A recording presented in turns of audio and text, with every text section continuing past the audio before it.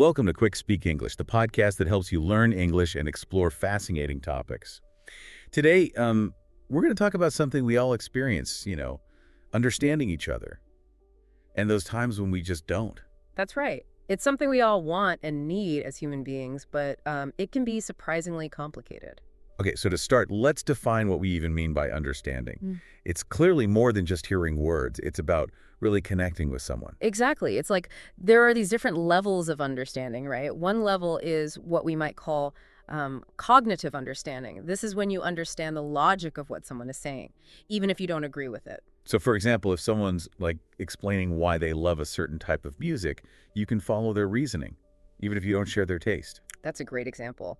And then there's emotional understanding. This is about connecting with someone's feelings, feeling empathy for them. So if a friend is going through a hard time, you can really feel their sadness and offer support, even if you haven't been in that exact same situation. Precisely.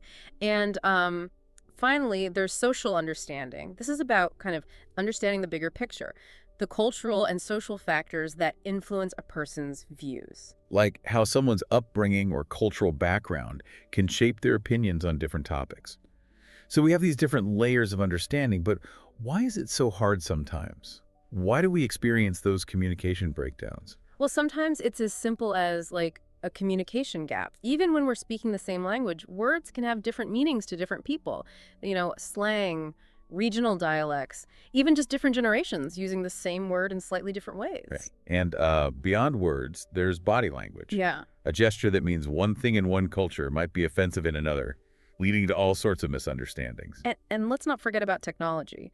Texting and emails can make it really hard to convey tone and nuance, which can easily lead to misinterpretations. Like you might be joking in a text, but the other person takes it seriously. It happens all the time.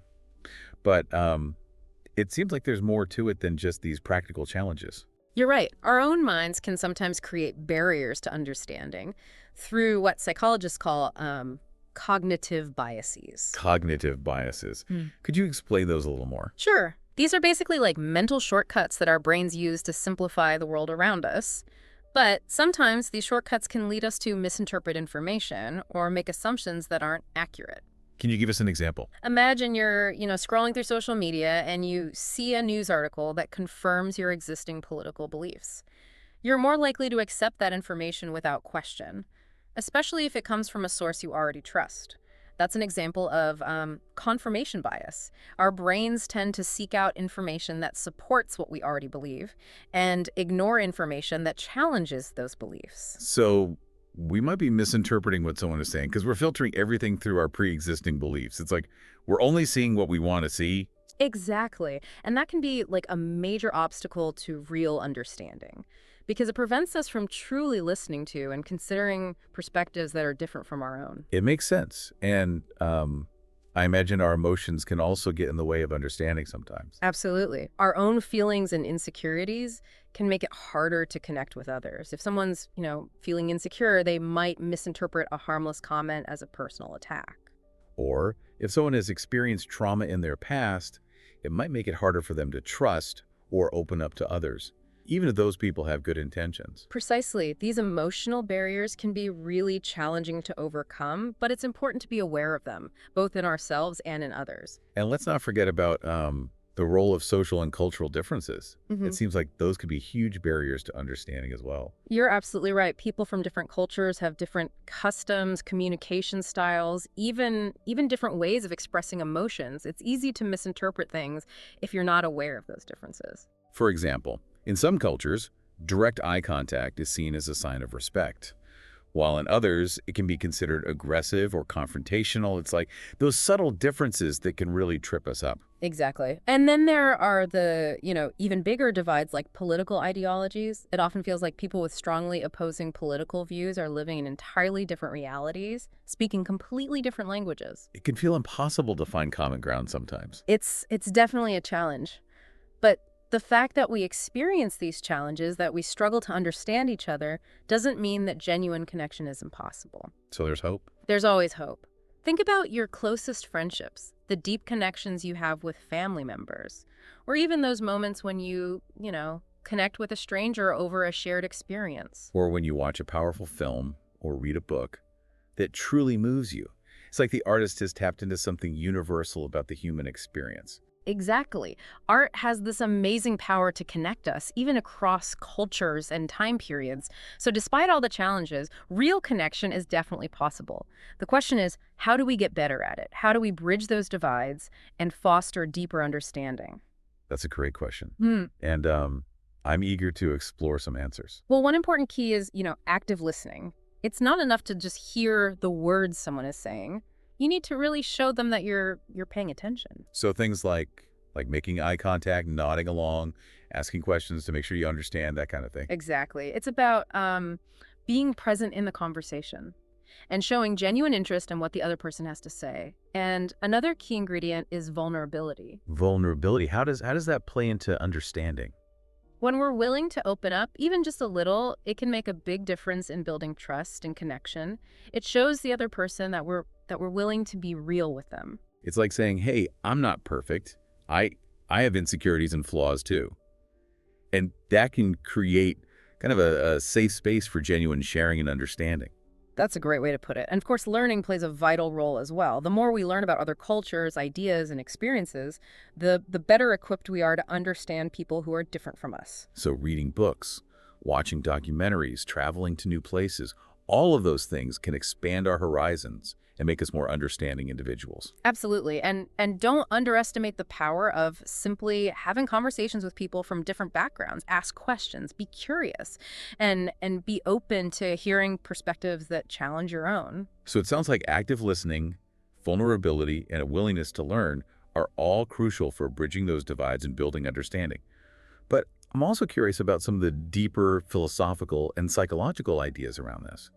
What are some of the more mind-boggling concepts that have emerged from those fields? Well, one fascinating idea is that even though we crave connection and belonging, we might all be ultimately alone in our own minds. That's a bit of a heavy thought. Yeah. But I see what you mean. No one else can truly know exactly what it's like to be inside our heads and experience the world the way we do. Exactly. It's a paradox. We're social creatures who need connection to thrive, yet we each have our own unique inner world that no one else can fully access.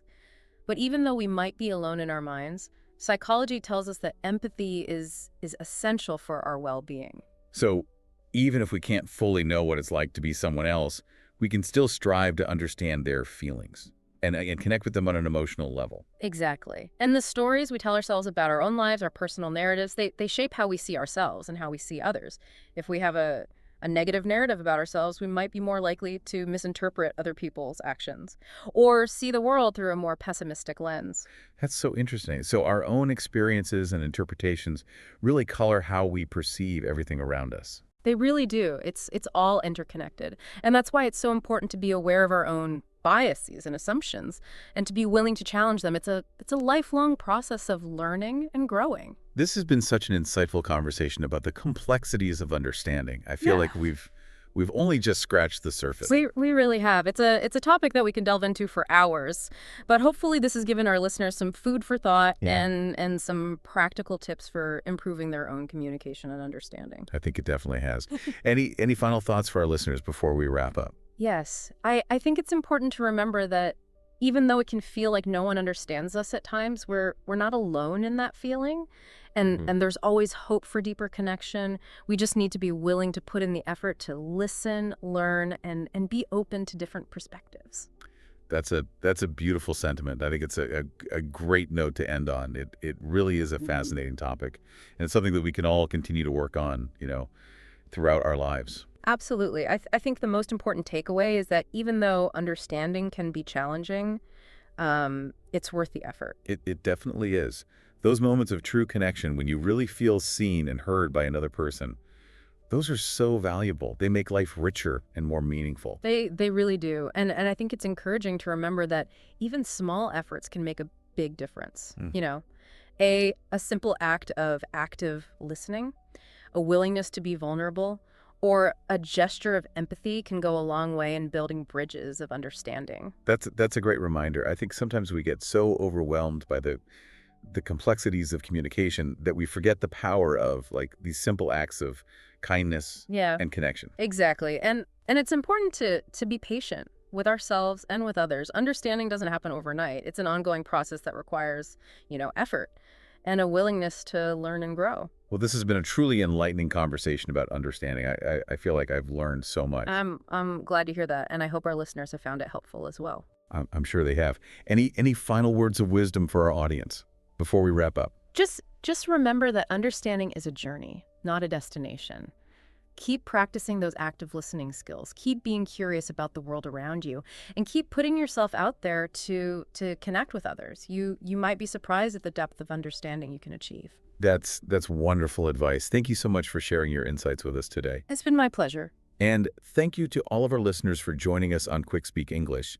We hope you enjoyed this episode and that you found it helpful for improving your English skills. Don't forget to subscribe to our podcast for more engaging episodes on a variety of topics, and be sure to visit our website for additional learning resources, including vocabulary lists and exercises related to today's episode. You'll find the link in the episode description. Until next time, keep learning, keep practicing, and keep connecting with the world around you.